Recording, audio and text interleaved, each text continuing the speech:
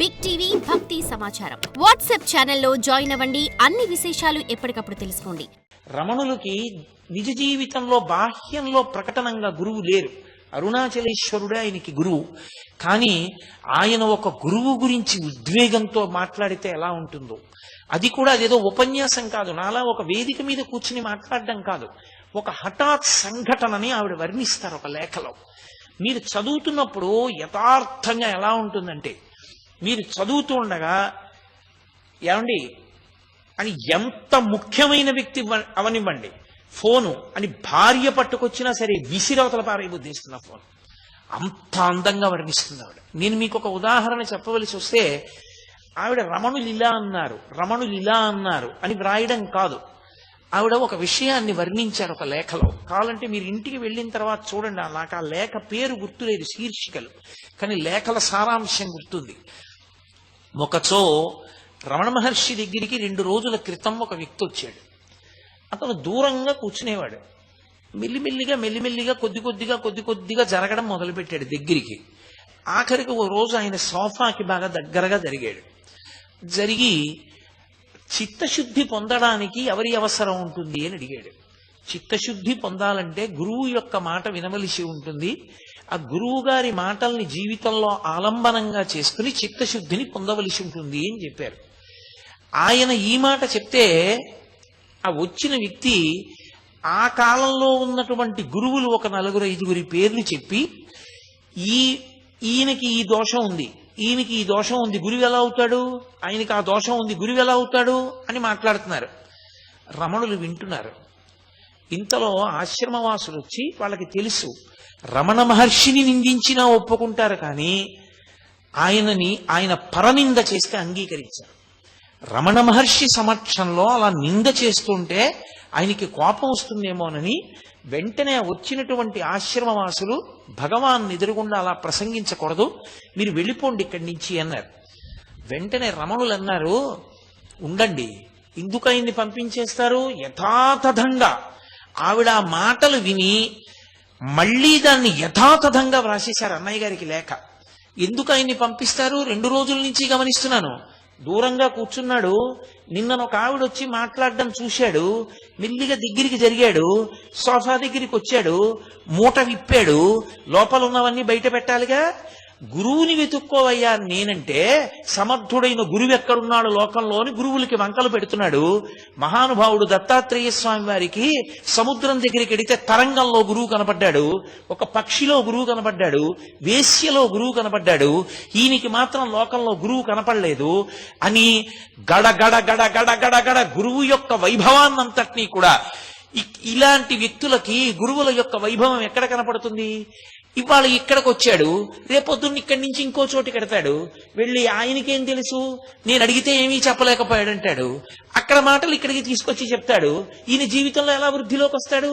గురు వైభవం ఎప్పటికి అర్థం అవుతుంది అని ఆయన సరళంగా ఆ ఉద్వేగంతో మాట్లాడిన మాటలు ఏమున్నాయో అవి రమణులు ఇలా అన్నారు, రమణులు అలా అన్నారు అని కాకుండా, రమణుల మాటల్ని యథాతథంగా ఆవిడ వ్రాసేసి చిట్ట చివరికి ఒక నెమలి వచ్చి పెద్ద క్రంకణం చేస్తుంది. చేస్తే తెచ్చిపెట్టుకున్న కోపమే తప్ప నిజమైన కోపం అయితే కదూ. తన సహజ స్థితిలో పరమ సంతోషంగా నెమలి వంక చూస్తే, ఆ నెమలి దగ్గరికి వచ్చినప్పుడు దాన్ని తడిమి దానికి జీడిపప్పు పెట్టినటువంటి భగవానుల యొక్క విశేషంతో ఆవిడ లేఖ పూర్తి చేసి అన్నయ్యకి పోస్ట్ చేస్తారు. ఎన్ని ఉత్తరాలు ఆవిడ తేదీ వేసి రమణులు ఎప్పుడెప్పుడు ఏ సందర్భంలో ఏం మాట్లాడారు ఆ ఒక్క లేఖ మనం చదివామనుకోండి, గురువుల విషయంలో ఎలా బతకాలి, గురువుల విషయంలో ఎలా దోషం ఎంచకూడదు, మనం ఎలా గురువుని గౌరవించాలి.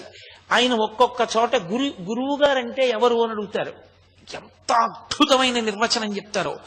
గురియే గురువు అంటారు. ఎంత అద్భుతమైన లేఖలంటే అవి. ఒక్కొక్కసారి ఆయన వచ్చిన వాళ్లతో మాట్లాడినవి కావు ఆ లేఖలు. ఎవరో ఒక ఆయన ఏదో అంతకు పూర్వం రాసిన పద్యం ఏదో పట్టుకొచ్చి ఏదో మాట్లాడుతున్నాడు. మాట్లాడుతూ ఆయన శంకరాచార్యులు వారు చేసినటువంటి స్తోత్రంలోంచి ఒక మాట అన్నాడు. ఏదో కౌపీనవంత కలు భాగ్యవంత అన్నారు శంకరాచార్యుల వారు. గోచీ పెట్టుకున్న వాడి కన్నా ఐశ్వర్యవంతుడు ఎవరి ప్రపంచంలో. శాంతి అంతా ఆయనకే ఉంది, ఎందుకంటే విషయవాసనలన్నీ విడిచిపెట్టేశాడు. ఎప్పుడు శాంతిగా ఆత్మయందు రమిస్తూ ఉంటాడు. అందుకని కౌపీనవంత ఖలు భాగ్యవంత అన్నారు శంకరులు. దాని గురించి అంటుంటే, మీ తువ్వాల గురించి అయ్యర్ గారు విషయం చెప్తుండేవాడు, ఏమిటది అన్నాడు ఆయన. అంటే అది వచ్చిన వాళ్ళకి సందేశం కాదు, భగవానులు నవ్వుతూ ఆ వచ్చిన అంతేవాసితో ఒక మాట చెప్పారు. రాజా, నేను కొండ మీద విరూపాక్ష గుహలో ఉన్న రోజుల్లో ఒక విచిత్రం జరిగింది. మలయాళ దేశం నుంచి ఎవరో వచ్చో తువ్వాలు ఇచ్చారు. ఆయన తువ్వాలనేవారు కాదు, తుండు అనేవారు. ఓ తుండు ఇచ్చారు. ఆ తుండు అసలు నేసినప్పుడే దాని దారపోగులు అటు ఇటు చల్లుకుపోయి ఉన్నాయి. నేను అది పెట్టి దీన్ని తుడిచేవాడిని. నేను తుడుచుకునేవాడిని అనరైనా, దీన్ని తుడిచేవాడిని అంటారు. దీన్ని తుడిచేవాడిని. అది కొద్ది కాలంలోనే కన్నాలు పడిపోయింది. ఎవరైనా చూస్తే మళ్ళీ ఇంకో తుండిస్తానంటారు. ఎందుకు వచ్చిందని ఆయన 3 గంటలకి లేచేవారు. స్నానం చేసి దీన్ని తుడిచేసి ఎవరైనా చూస్తారని ఓ చెట్టు కొమ్మ మీద వేసి అది కొద్దిగా ఆరగానే ఉండ చుట్టి కన్నాలు కనపడకూడదని ఒక చెట్టు తొర్రలో పెట్టేవాడిని. కాలక్రమంలో అందులో నూలుపోగులు కన్నా కన్నాలే ఎక్కువైపోయాయి.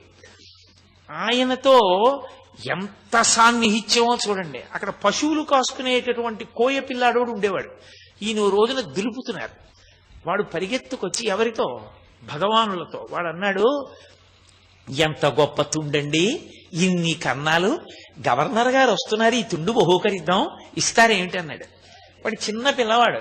ఆయన ఏం కోపం లేదు. మహాపురుషుల యొక్క మనస్సు పసిపిల్లవాడి మనస్సులో ఉంటుంది. అందుకే పసిహృదయం అంటారు. పసిహృదయానికి ఉన్న లక్షణం ఏంటంటే, నాన్నగారికి ఆజా పెట్టలేదని అప్పటికప్పుడు ఏడుస్తాడు.